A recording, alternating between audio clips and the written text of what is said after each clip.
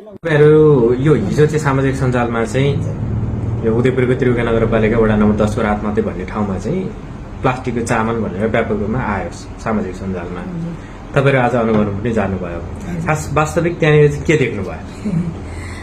प्रश्नको लागि धन्यवाद। सबैलाई नमस्कार।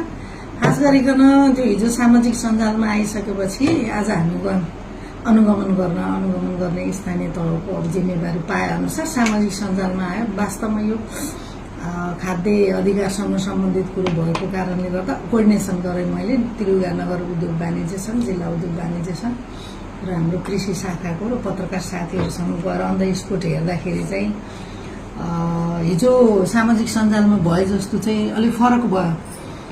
चामल नै हो रहेछ, यही चामल हो, अलिक पुरानो टाइपको 2-3 गाँस खाए पनि मैले।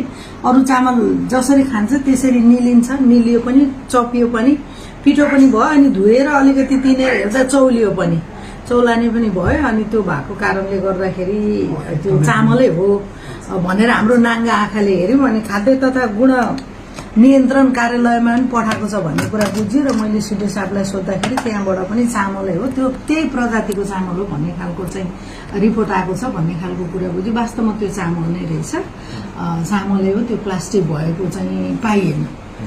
त्यसका लागि चाहिँ मैले सबैलाई यहाँबाट जानकारी दिएको। अब यो खाना मिल्ने खालको हो खासमा चाहिँ तपाईले अघि खानु पनि भयो स्पोर्टमा। खानु मिल्ने नै खालको देखियो सरसर्ती हेर्दाखेरि। अब यी चामल यही छ है, त्यही बोराबाट यसो 2 मुठी उठाएर ल्याएको, खासै ढुङ्गा मुढा पनि देखिएन केही, यसो बरु बियाहरू देखियो।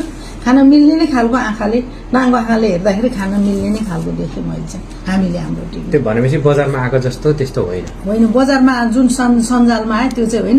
तर यो चाहिँ यस्तो खालको रहेछ, यो तातै खानुपर्ने, अलिकति चिलाएपछि अलिक डह्रो साह्रो हुने खालको भएको चाहिँ यसो जानकारीमा आएको छ। एक चामल होइन रहेछ। सबैलाई सचेत यो सूचना चाहिँ यहाँबाट जानकारी गराउँछ। चामल चाहिँ यो चामल हजुर। नमस्ते।